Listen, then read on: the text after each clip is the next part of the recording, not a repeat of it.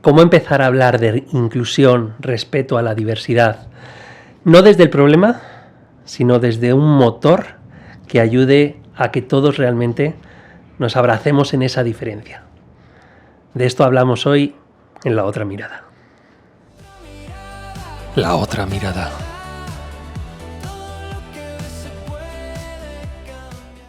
Te doy la bienvenida a La Otra Mirada, un miércoles más. Te recuerdo, estamos de 4:30 a 5:30 de hora de España en todos mis canales como Alberto F. Parrón, en LinkedIn, Instagram, YouTube y muy pronto en TikTok. Cuando sepa hacerlo, estará también en TikTok en directo. Todavía no sé. Total, que hoy vamos a hablar de inclusión, vamos a hablar de respeto, vamos a hablar de diversidad, de discapacidad, de muchos aspectos que al final nos llevan a la diferencia y de cómo hablar de diferencia no tiene que ser un problema, tiene que ser ese engranaje suficiente para buscar las mejores soluciones ante los problemas y los retos que tenemos hoy en la sociedad. Y para eso voy a hablar con un gran referente en inclusión, un gran referente en respeto y también se está convirtiendo en un gran amigo que es Nando Recoba. Nando, bienvenido a La Otra Mirada. Muchas gracias, Alberto, por la invitación y bueno, aquí estamos para hablar y contagiar un poco de diversidad. Pues vamos a hablar de diversidad y lo primero, ¿cómo es trabajar y hacer la inclusión desde un punto de vista auténtico sin tanto postureo?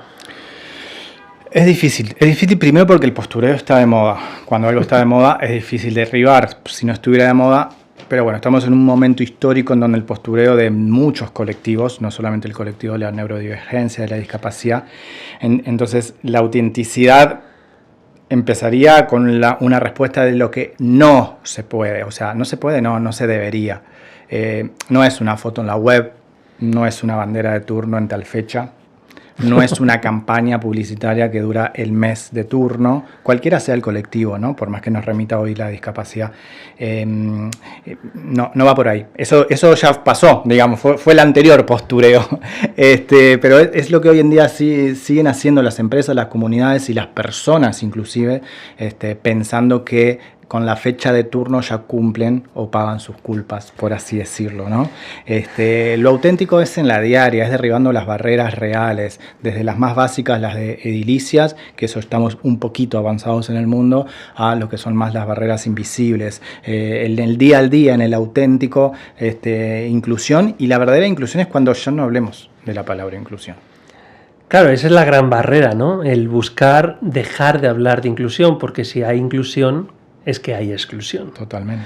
Y todavía, por desgracia, tenemos que seguir hablando de inclusión porque no se termina de respetar esas diferencias. Totalmente. Ni siquiera en el colegio, no se respeta en la sociedad en general, en ir a un restaurante, en tener ocio. Totalmente. No, es que no.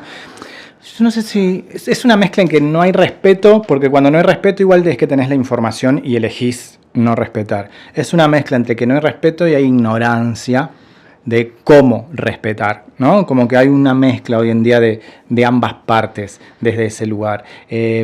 Yo espero que sea ignorancia. Sinceramente, ahora tú me dices un poco por dónde vas, pero yo es que soy muy positivo y yo creo y espero que sea realmente por falta de conocimientos, ¿no? Que cuanto no conoces, pues eres un inconsciente y por tanto criticas o hablas o no haces determinadas cosas por falta totalmente de empatía también y de conocimiento. Pero tú eso no lo sientes tal. No, totalmente no.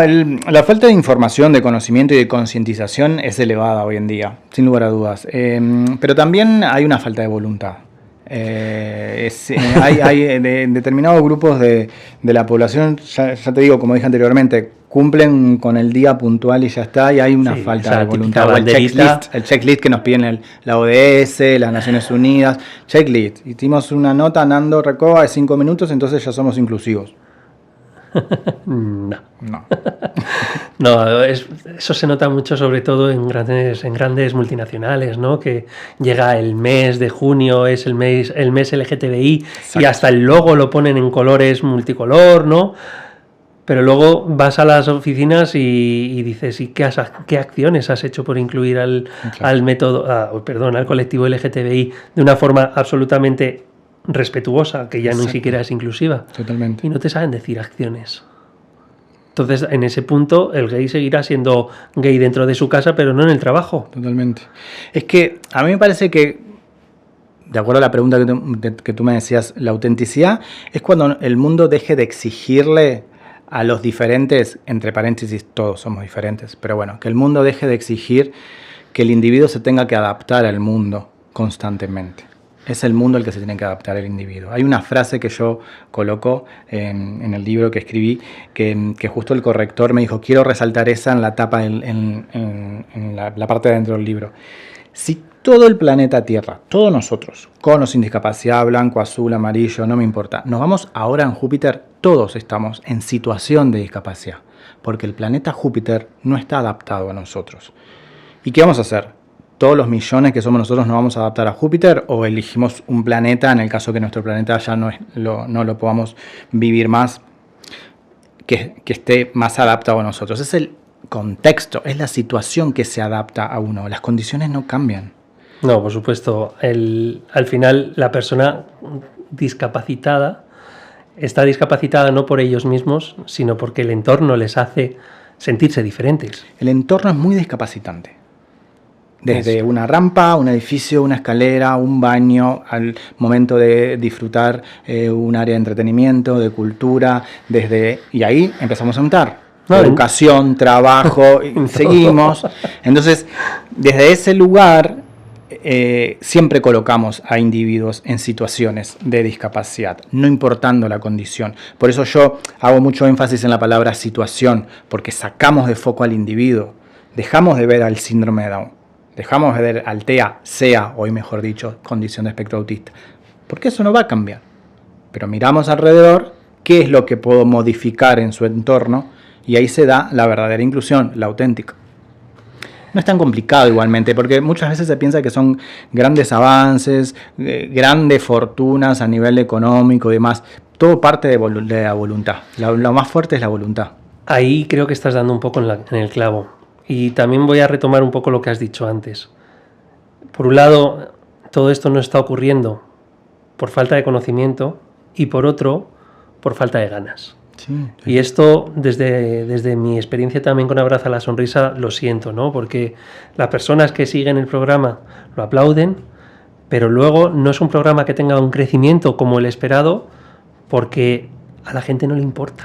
Porque sabes que a la gente no le interesa. Sabes que hay un engaño que nos hacemos los que trabajamos para el colectivo, igual que es el mismo engaño que se hacen los líderes de otros colectivos, es que cuando vamos a dar una charla y vemos un teatro lleno, pensamos que ya logramos el objetivo, y no, porque esas personas son las que comparten tu ideal, tenés que ir por las que están afuera del teatro. Y ese es un gran error que cometemos los que somos referentes en diferentes áreas. Es, ok, llené un teatro y me vinieron a ver 1000 personas para concientizarla, estamos cambiando el mundo. No, esas personas resuenan contigo. Ya están resonando, falta. Necesitamos los otros 10.000 que no saben nada de lo que estás hablando. Eso es lo que no podemos quedarnos, ya logramos eso. ¿Por qué no? Porque son los que ya están de tu lado, ya están, ¿no? En tu grupo. ¿Y cómo se hace eso, Nando? Porque tú además que llevas años haciendo eventos, haciendo espectáculos. Sí, a mí me parece, primero, sin lugar a dudas, la gente, me decían una vez un periodista peruano, ¿no? Con todo lo que es la parte religión de América Latina,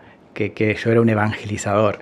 Pero no es tan así, es que la gente no se concientiza con estadísticas, no es número, no es discurso, no es logramos incluir tanta cantidad de personas. Eso no concientiza porque es un número.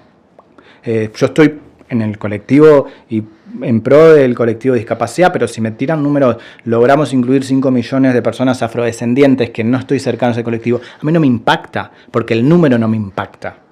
Me impacta si estoy viendo un video de un afrodescendiente incluyéndose la historia. Entonces tenemos primero concientizar a través de historias verdaderas, de ejemplos, de éxitos, de casos de éxitos verdaderos que se den. Y después encontrar herramientas comunes que se han dado a lo largo del tiempo que son efectivas comunicacionalmente. En mi caso justo se unen las dos. Yo ser licenciado en comunicación, hay herramientas que son muy subjetivas, muy subliminales, que en mi época publicitaria se utilizaban, que eran guiños para que tú compraras un perfume.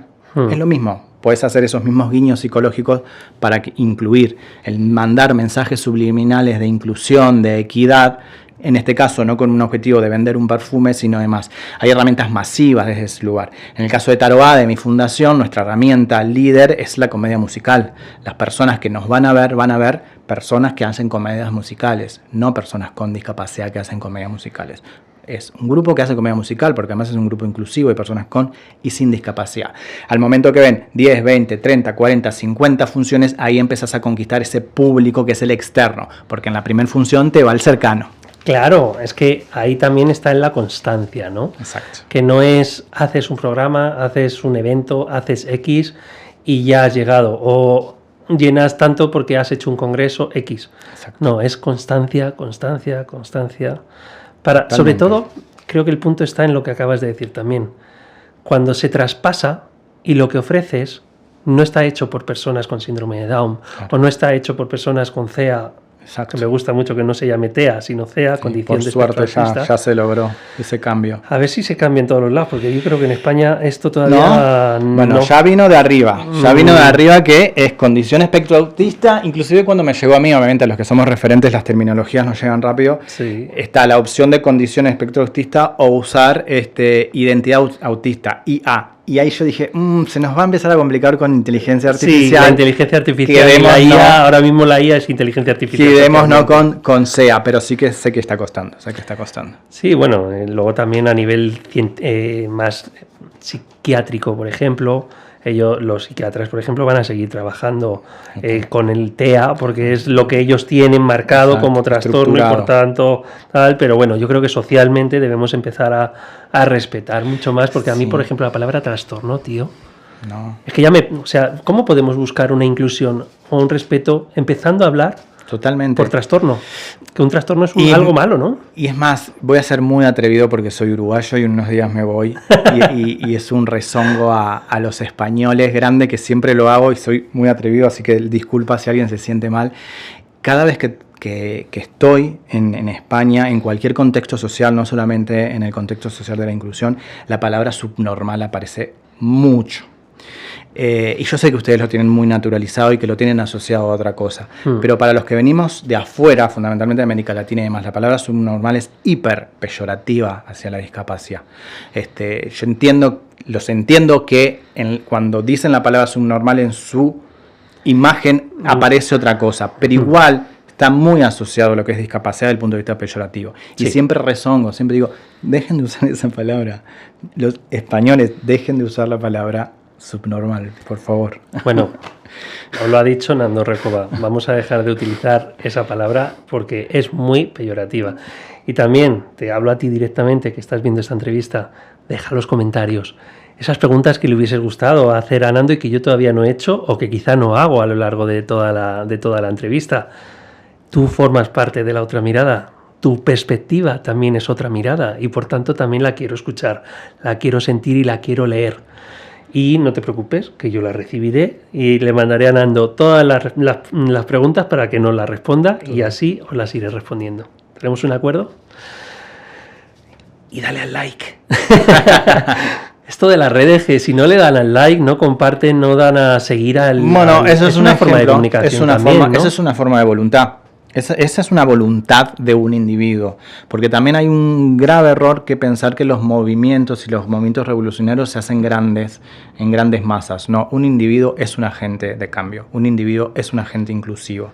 Un individuo que coloca like a una charla inclusiva para que se replique, ya está generando una acción inclusiva. Pero a veces yo también siento que es por falta incluso de conocimiento, ¿no? Porque te gusta mucho un mensaje, pero te lo quedas. Lo has visto tú, pero no has hecho ningún tipo de acción, como puede ser el like, como puede ser el compartir.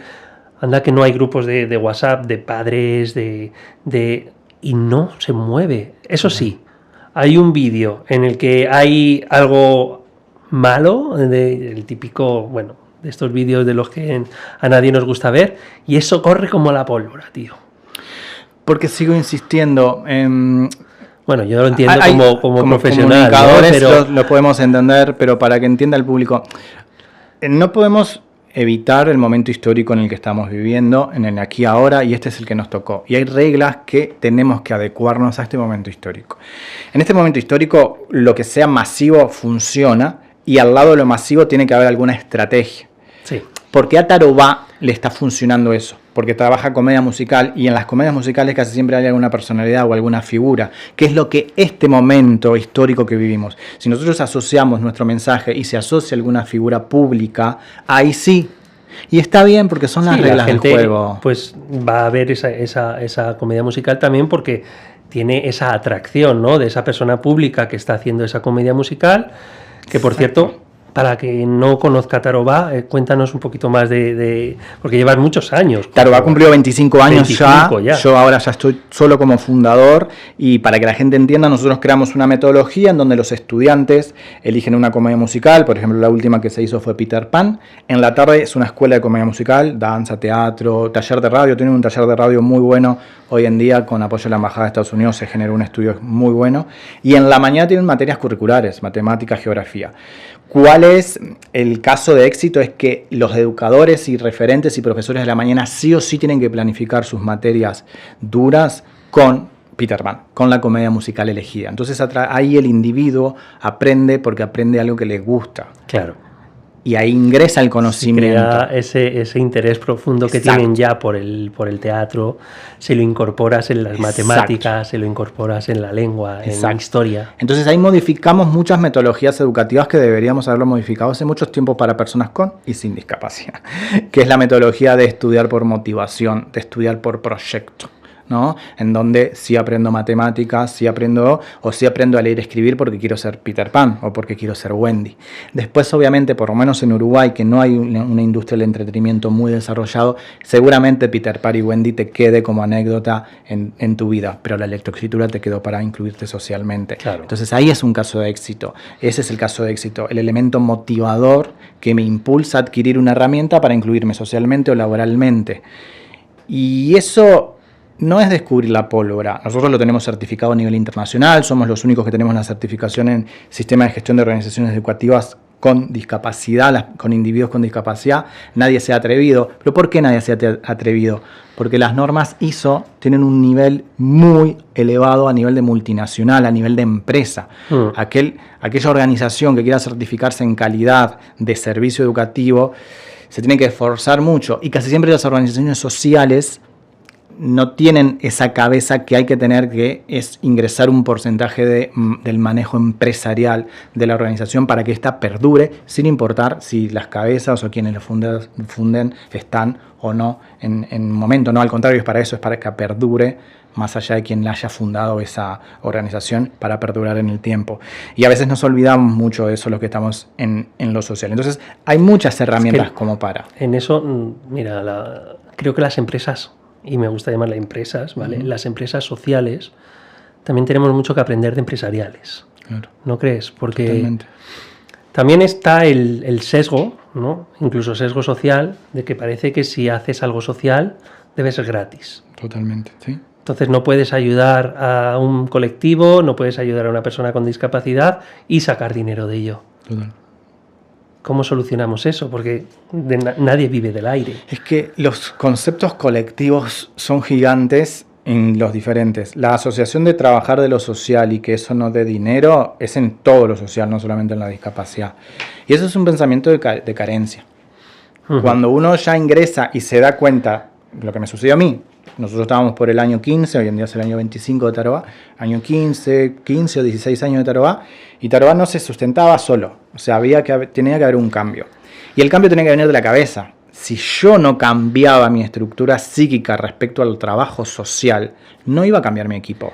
Pues que a día de hoy, por lo menos lo que yo conozco, casi todo lo social viene de una ayuda social, de donaciones, de porque se crea una fundación, que al final es un porcentaje de una empresa que alimenta a la fundación y por tanto vive de esa caridad. Exacto, totalmente. Y si vives de caridad no puedes tener abundancia. Totalmente. Es que es exactamente eso.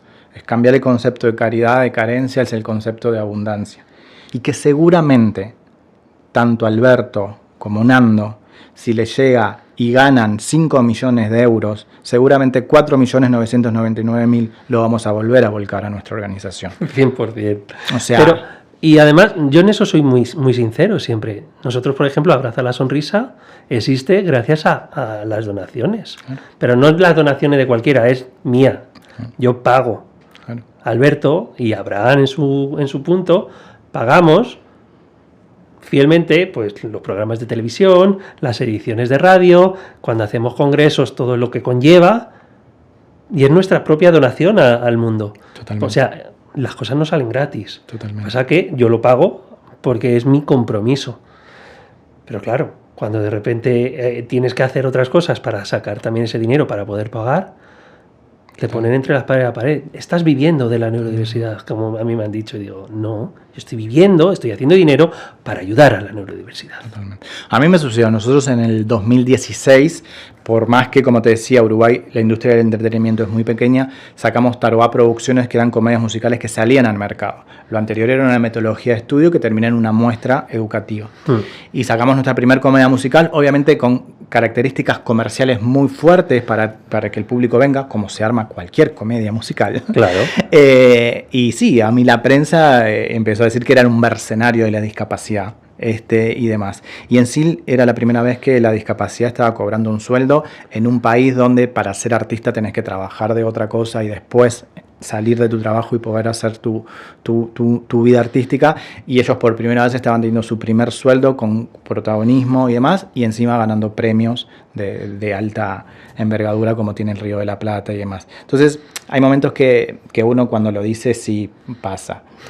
Sí, bueno, que piensen lo que piensen, uno cuando es ético y transparente con uno mismo, después eso el tiempo lo aclara. Yo te digo, la comedia, el tiempo pone a todo el mundo en su lugar, eso sin duda. Totalmente. Y los resultados de llevar 25 años y hacer grandes comedias musicales a lo largo del país, ¿también las lleváis fuera de Uruguay? No, casi siempre queda en Montevideo o hemos hecho giras por Uruguay, por lo que te digo, no hay empresa suficiente sponsor como para salir. Normalmente la comedia musical encima como característica tienen grandes elencos, no son comedias, no son teatros pequeños. Entonces, una comedia musical lleva mucho dinero. Es mucho lo que se necesita, es mucho la inversión. Entonces desde ese lugar casi siempre queda ahí. Si bien hemos extractos de escena, hemos cruzado a Argentina y hemos presentado en nuestra embajada de Uruguay en Argentina y demás, ahí sí, pero no giras nacionales. ¿Cuándo es el momento, o internacionales? Porque necesitamos. Ahí es cuando las multinacionales dejen el postureo del día de turno y no en su dinero de caridad, sino en su dinero publicitario, que sabemos todos que tienen el área de publicidad, el área de sponsorear un programa, sponsorear una comedia musical con un contrato profesional como cualquier otro. Tenemos que dejar de ver la diferencia como diferencia y naturalizarla. Hay una comedia musical, yo como empresa X quiero publicitar en esa comedia musical. Listo, ya está, o sea, no hay vuelta. Bueno, es que yo estuve en una comedia musical hace poco que era de una marca de coches. E incluso todo el contexto tenía que ver con el coche. Era la historia del coche a lo largo de esa evolución que tenía, no sé cuántos años tenía ese coche, y toda la comedia musical tenía que ver con el coche. Es decir, que se puede hacer. Sí, el poder se puede. ¿Por qué no además hacerlo con Taroá? Para llevar no solamente a cualquier tipo de actor, también a personas que a día de hoy, pues si no tienen esta posibilidad, no lo van a poder hacer nunca. Totalmente. Pero va por ahí. Y sabes lleva que trabajo, ¿no? El público en estos años, yo muchas veces me siento al final del teatro, detrás de butaca, y eso me gusta escuchar más la voz del público, fundamentalmente segunda, tercera, cuarta función, ya cuando es público externo. Las primeras funciones son público cercano. Y cuando después les pregunto a la salida, la mayoría, después de 10, 15 o 20 minutos de la obra, invisibiliza la discapacidad, pero no la invisibiliza porque la discrimina, porque pierde la noción, porque está metida en el texto, metida en la historia, no importando las condiciones de quien lo estén haciendo.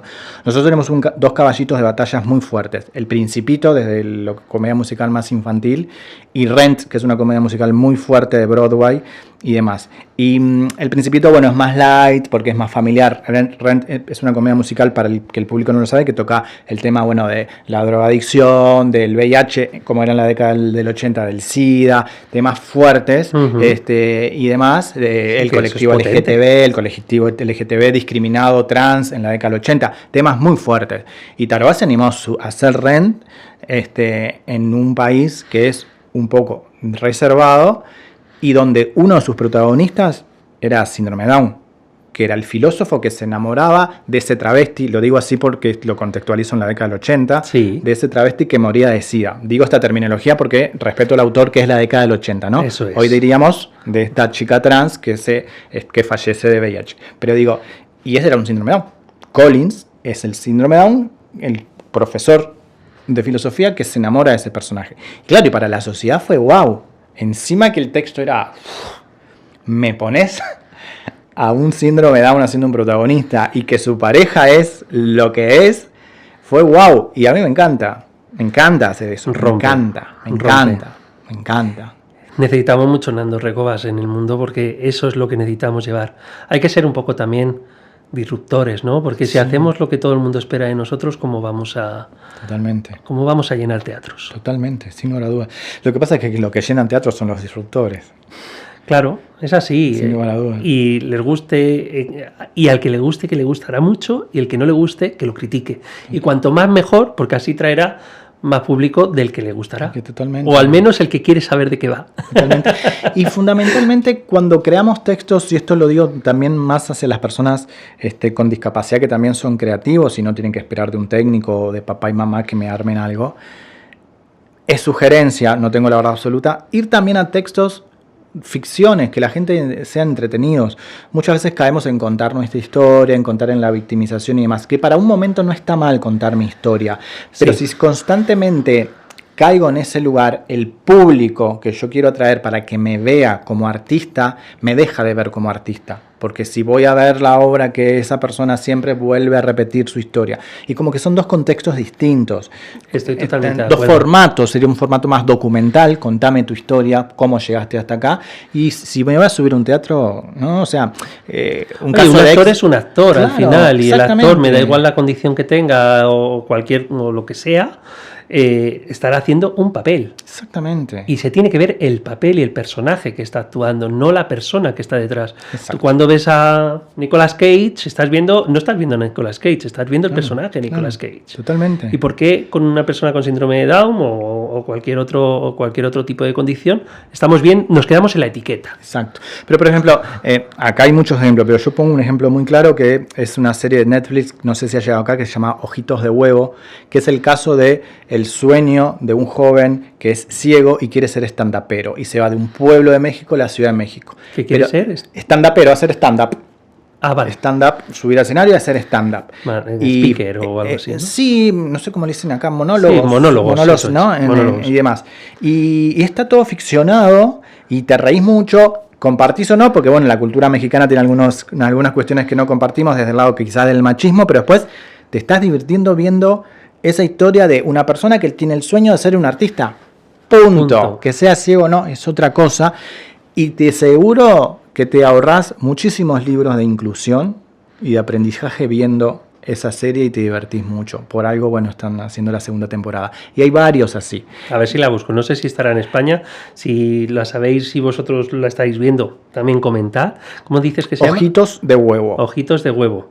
Pues vamos a buscarla porque, de nuevo, hacer inclusión y tener respeto también es consumir este tipo de contenido, es compartirla, es darle la vuelta y empezar a acabar con las etiquetas. Totalmente. Dime tú 3 consejos para acabar con la etiqueta. Primero, la voluntad, querer. Si uno no quiere, ya está. Luego te digo yo. Si uno quiere, ya está. Todos los recursos humanos que yo seleccioné durante los 25 años de Tarobá, los más efectivos, incluidos los actuales directores ejecutivos de Tarobá, los elegí porque querían estar en Tarobá. Ninguno de los dos, 25 años atrás, tenían ninguna formación, ningún título y hoy en día son los directores ejecutivos. Los mayores despidos que yo realicé durante estos 25 años fueron técnicos con títulos de Harvard en especialización y demás, etcétera, etcétera. No estoy diciendo ni una cosa ni la otra. Estudiar bienvenido sea, formarse bienvenido sea y demás. Pero al lado de el estudio o no estudio, tiene que estar siempre, quiero estar con este colectivo, quiero trabajar con este colectivo. Si no, no lo hagan. No, porque no te mueve. Vale, me has dicho uno. 2 consejos más. Después, ver la verdad del otro sin importar la condición. El cómo miro al otro es muy importante. Y esto me parece que funciona para cualquier persona. Como yo miro al otro, lo construyo o lo destruyo. Totalmente. Entonces, si yo siempre voy a seguir mirando la discapacidad del pobrecito, de lo estoy ayudando, le voy a hacer un favor, le tomo el brazo para cruzarlo, nunca lo voy a incluir, porque no estoy cambiando la mirada, bueno, alusión de la otra mirada. La otra mirada que entonces, hasta que yo no cambie la mirada del otro y no mire la fortaleza, porque algo culturalmente me hace ver siempre la debilidad, y eso es la educación. Estamos en un sistema educativo que siempre nos evaluó lo que le hacíamos mal y nunca nos evaluó lo que hacíamos bien. De ahí vemos la carencia de la gente, porque siempre es bien, pero falta. Sí, eres muy bueno en esto, pero ojo, atento que suspenden matemáticas. ¿Dónde te pone el profesor? En las matemáticas. Si eres un super crack haciendo arte. Exacto. Y ahí pero está el no error. Te refuerzan el arte, te refuerzan donde te has fallado. Y ahí está el grandísimo error que uno de los primeros errores que cometen los papás. No fortalecer la fortaleza, valga la redundancia, de ese individuo. Y con la discapacidad, la mirada es de tanta fragilidad, la mirada es de tanta debilidad que le cuesta encontrar la fortaleza. Pero siempre, cualquier individuo, cualquier ser, ni siquiera individuo, cualquier ser tiene una fortaleza para dar. Y desde ahí construís. Entonces ahí el cambio de mirada viene. Siempre tiene que haber un cambio. Sí, acabar un poco con esa mirada paternalista de que yo te ayudo. En realidad, cuando das esa otra mirada, tú no le ayudas, estás acompañándote. Exacto. Y os acompañáis mutuamente, tú desde tu talento y el otro desde el otro, para crear algo mejor. Totalmente. Pero todavía necesitamos romper esa brecha. Y lo que pasa es que estamos de vuelta en un momento aquí ahora muy exitista, muy capacitista, hasta que no cambie una revolución social desde ahí, que no sé si la veremos nosotros, siempre el individuo va a estar por ahí. Poco. Es cambiar la educación.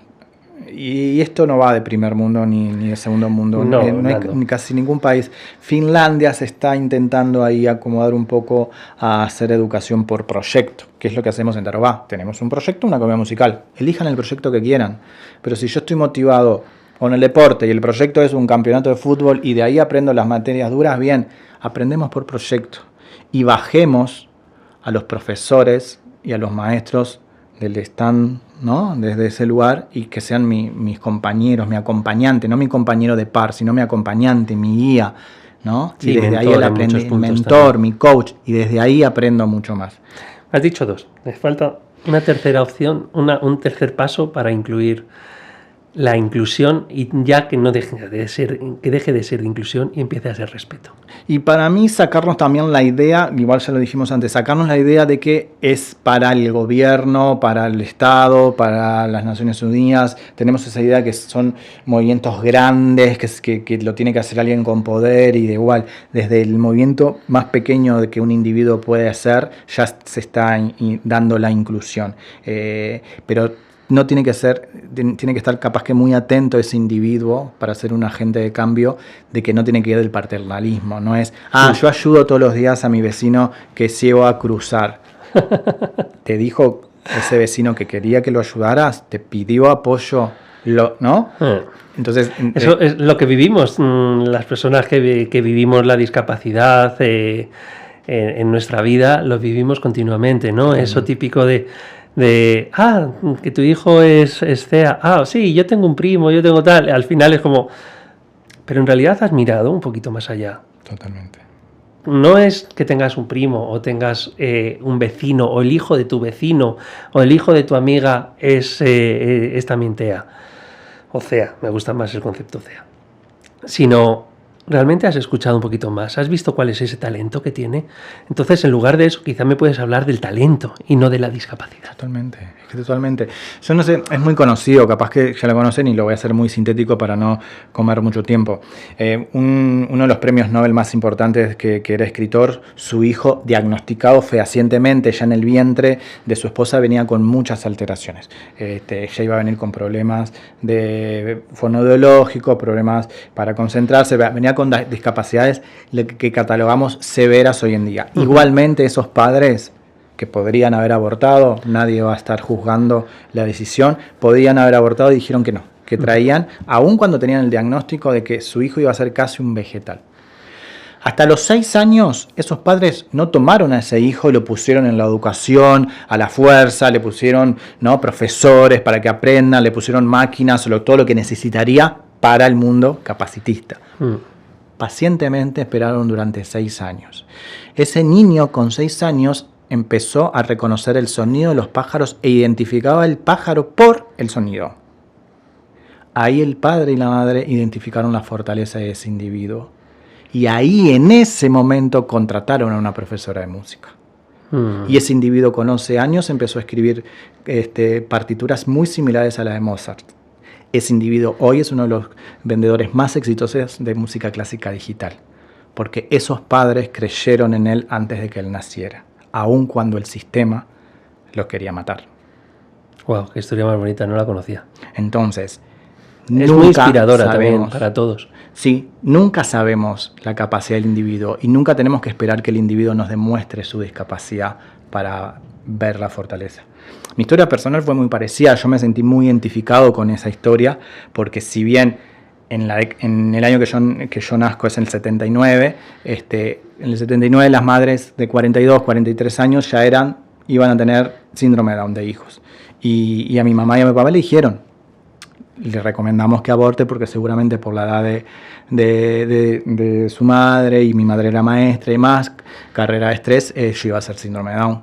Y ellos, no, hasta que el quinto obstetra es el que se unió a la idea de mis padres de traerme. Cuando uno cree ciegamente en otro sin que el otro le demuestre, porque yo todavía no podía demostrar mi valía, hace que florezca esa persona.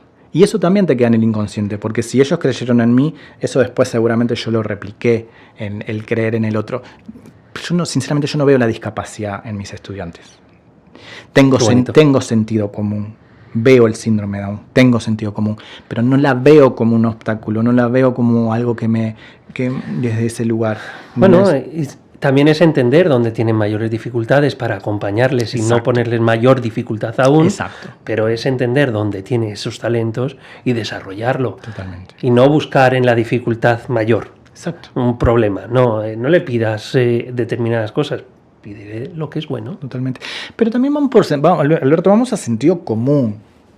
Claro, pero el sentido común es el menos sentido, es el menos común de los totalmente, sentidos. Pero totalmente, sin lugar a dudas. Y tampoco vamos a descubrir la pólvora porque son ideas muy básicas. O sea, si a nosotros hoy en día nos hacen una prueba de geometría, seguramente nos olvidamos de todo lo que nos enseñaron de geometría cuando teníamos 6 o 7 años. No me acuerdo de Entonces, nada. Tenemos una educación obsoleta para todos nuestros niños y para todos nuestros adolescentes, con y sin discapacidad. En la década del 80 y el 90 estábamos metiendo a todos en la bolsa del autismo, del TEA o de la condición. Hoy en día se nos están escapando muchos niños que están en las altas capacidades, en las personas altamente sensibles, y también las estamos metiendo en TEA porque todavía no nos estamos adquiriendo las herramientas de las altas capacidades. Y entonces seguimos con la necesidad de etiquetar para abajo, para la carencia, porque algo no quiere modificar un sistema educativo. Para mí, mucha responsabilidad de la inclusión, un gran porcentaje viene del sistema educativo.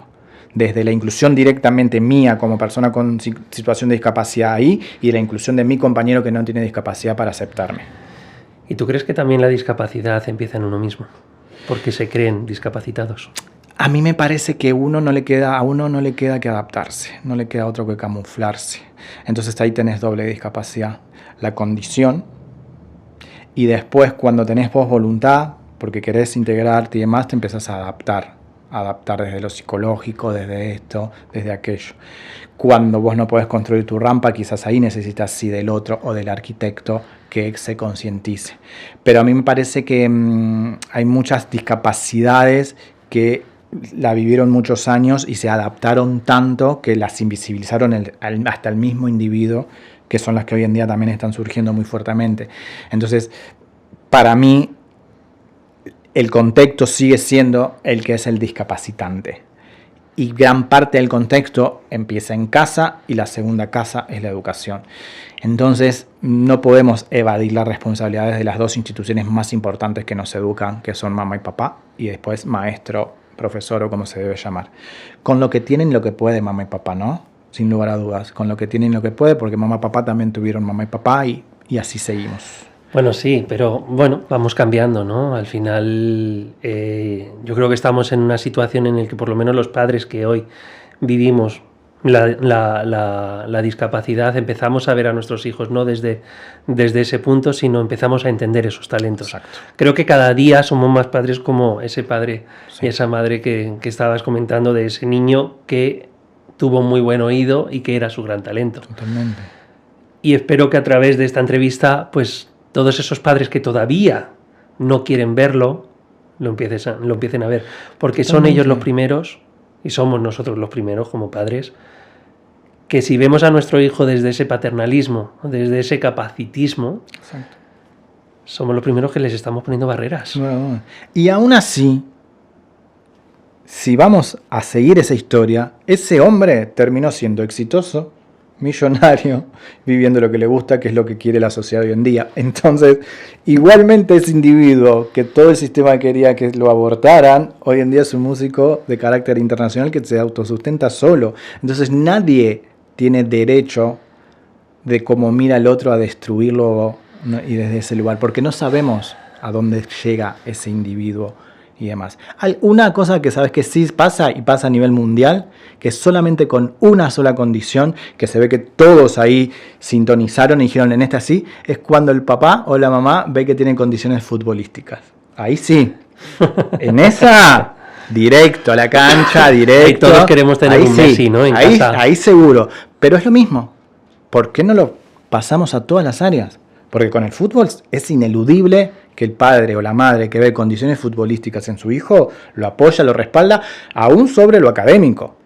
Porque después el colegio les tiene que poner días especiales, etcétera, etcétera. Pero por lo menos que yo me estoy dando cuenta, es en la única condición que pueda tener un individuo que ahí la familia apoya y respalda y, bueno, muchos llegan a caso de éxito.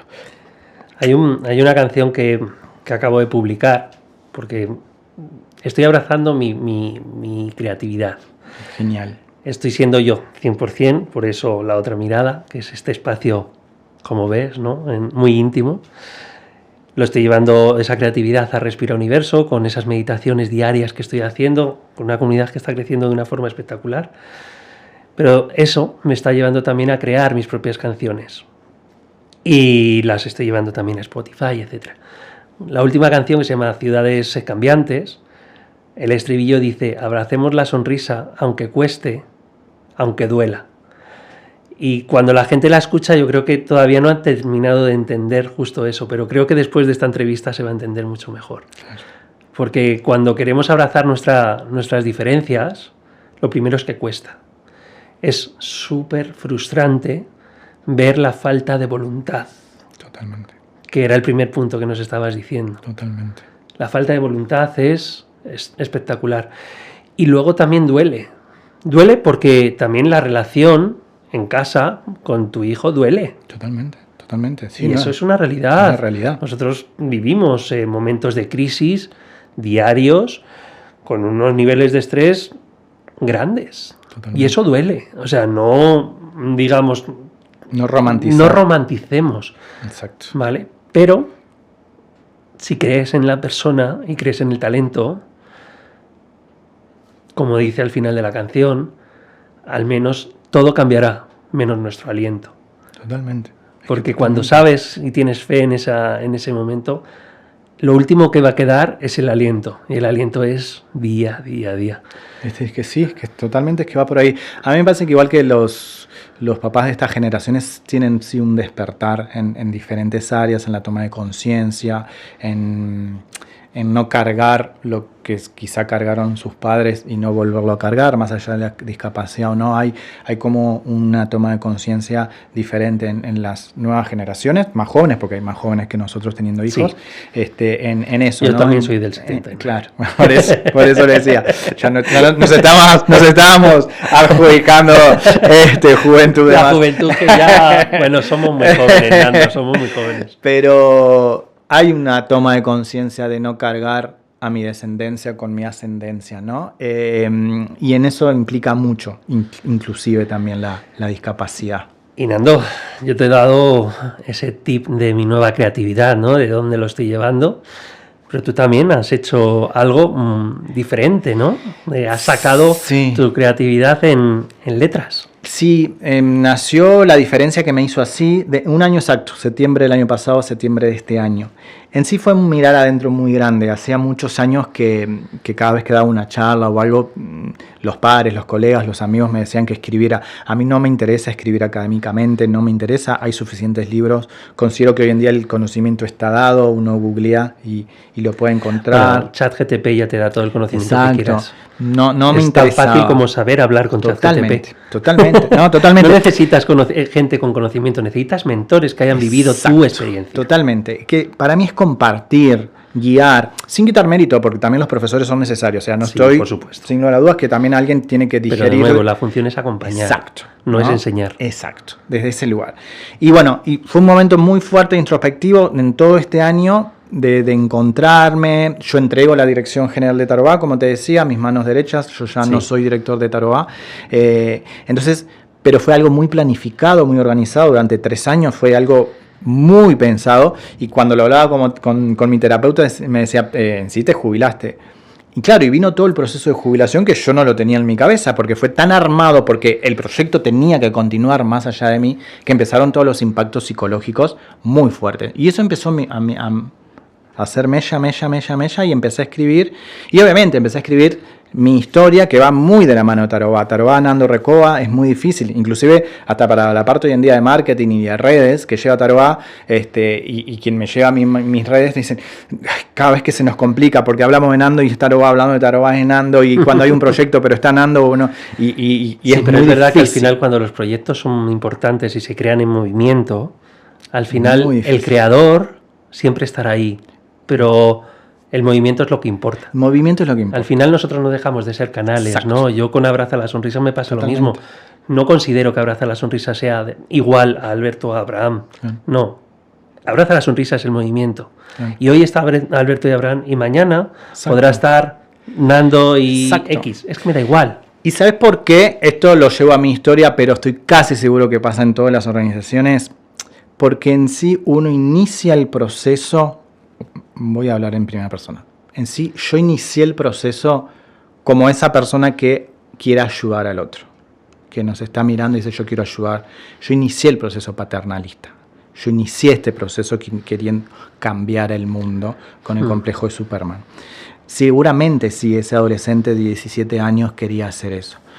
Y cada vez que me hacían una nota, cuando ves todas mis notas, todas son respuestas diferentes. ¿Por qué trabajo con discapacidad? El adolescente dijo porque sí. El joven, cuando conoció su historia del que le sucedió a mamá y papá, dijo uy, ahí me quedó una información de que yo iba a ser síndrome de Down, etcétera, etcétera, etcétera.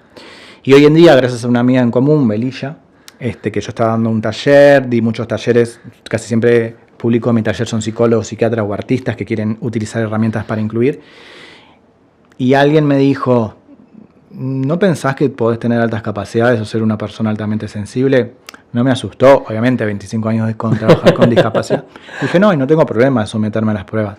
Después de 3 semanas, y ya el libro estaba casi terminado, pero le faltaba un cierre, después de 3 semanas de muchos tests, de muchas entrevistas, de trabajos de muchos psicólogos en España, esto está muy bien desarrollado aquí, pero no en el Río de la Plata, muchas charlas de los psicólogos de aquí de España con mi terapeuta personal.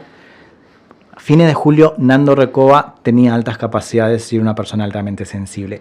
Entonces yo ahí realmente después de 25 años de trabajo y con 46 años de edad, me di cuenta que creé una organización, creé un lugar donde todos los días veía la diferencia para en algún momento encontrarme con la mía.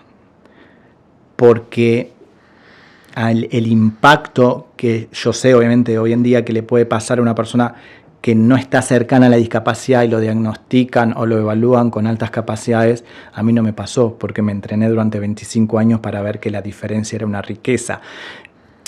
Sería un atrevimiento decir que me puso alegre, porque sería faltarle respeto a los papás y las mamás que a veces tienen condiciones complejas. No es que me puso alegre, pero que el impacto fue distinto. Claro, al final para ti ha sido una liberación, ¿no? Sí, sinceramente sí, porque primero ya te digo, te das cuenta que tu propósito al final lo haces egoístamente para vos, para sanarte vos desde algún lugar. Que bienvenido sea porque el impacto es positivo para otros, sí, ok, tenemos sentido común. Pero yo me di cuenta que lo hice para encontrarme a mí mismo, ¿no? Y después que los diagnósticos y las evaluaciones muchas veces acomodan cosas que uno de adulto, y más si uno es un adulto que mira mucho para adentro, lo asociaba antes como algo a mejorar en terapia, y ahora como es condición, las condiciones no se trabajan. Y es todo lo que yo dije de la boca para afuera, ahora hoy en día me lo tengo que decir de la boca para adentro y aceptarme.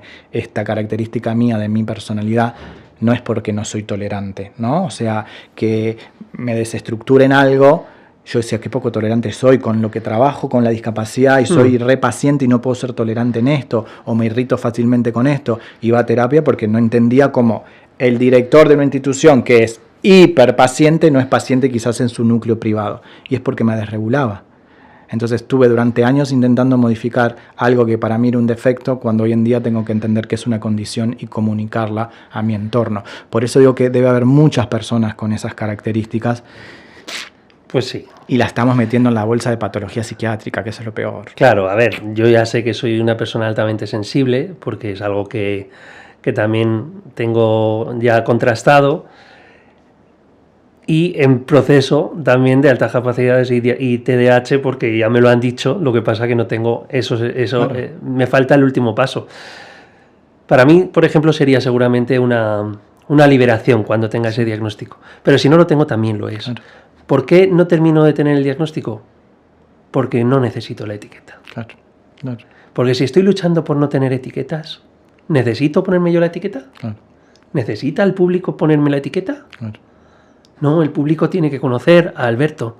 Tú tienes que conocer a Alberto. Totalmente. No es Alberto TDAH, no es Alberto Totalmente. Altas capacidades. No, es Alberto. Exacto.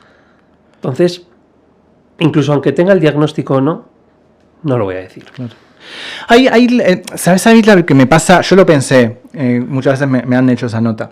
A mí me parece que hay veces que en mi caso, contarlo, porque sí estoy viendo que como en el 80 todos empezaron a caer con muchos diagnósticos de autismo, que sabemos que muchos no eran, están empezando a caer muchos en diagnósticos de patologías psiquiátricas que no son.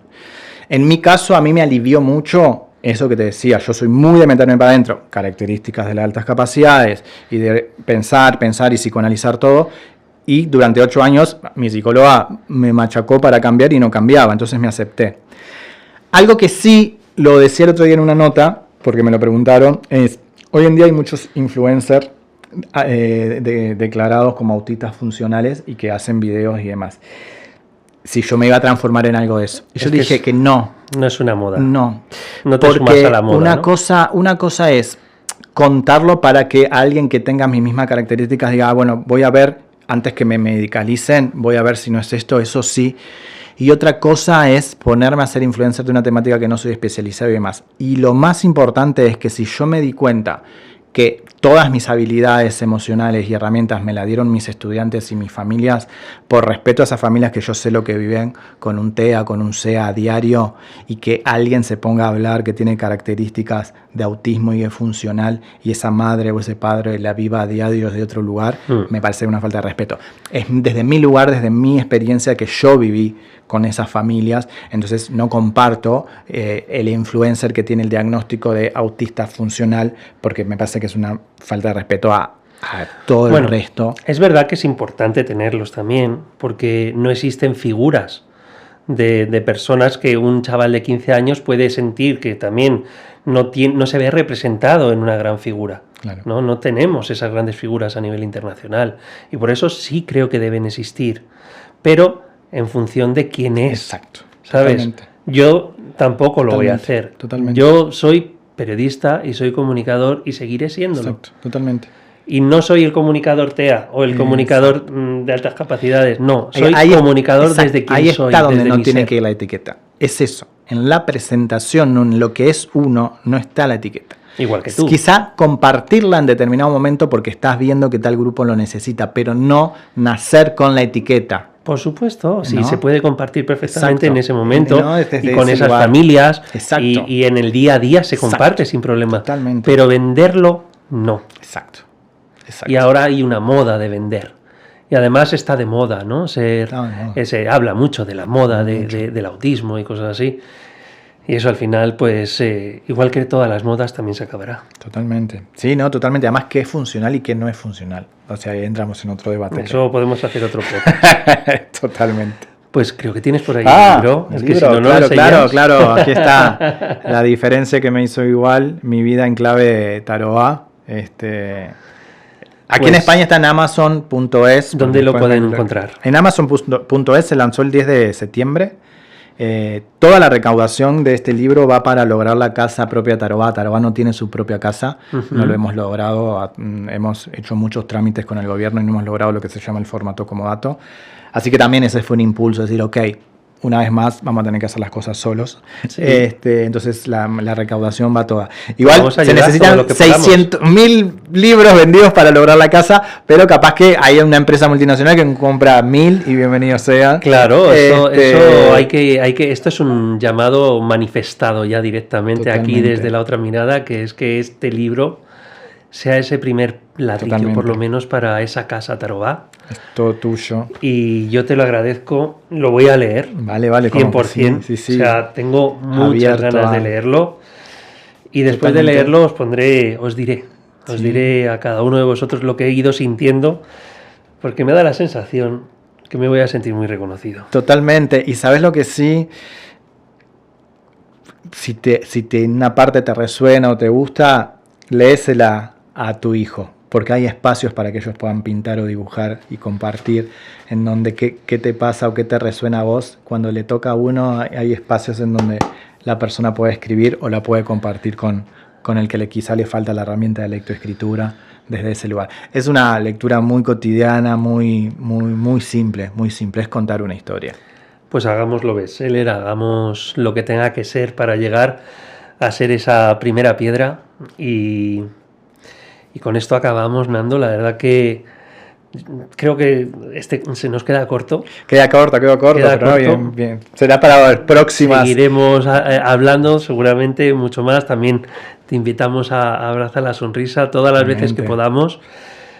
Y mis 90 segundos finales es para volver a recordar que abrazaremos la sonrisa, abrazaremos la diferencia, abrazaremos la inclusión, el respeto, aunque duela, aunque cueste, hasta nuestro último aliento.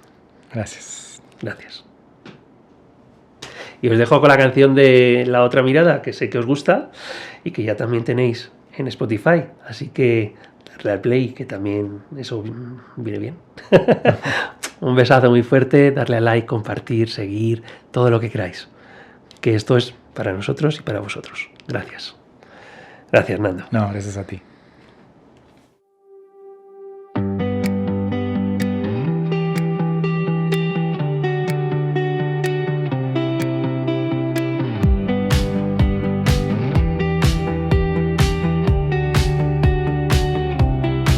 Miras el cielo y ves solo gris. Piensas que el mundo te quiere así. Pero ¿qué pasa si el gris es azul y tú solo estás mirando mal la luz? Todo gira y cambia, lo puedes sentir. Tu mirada es tuya o la de alguien más aquí. Otra mirada, otra verdad.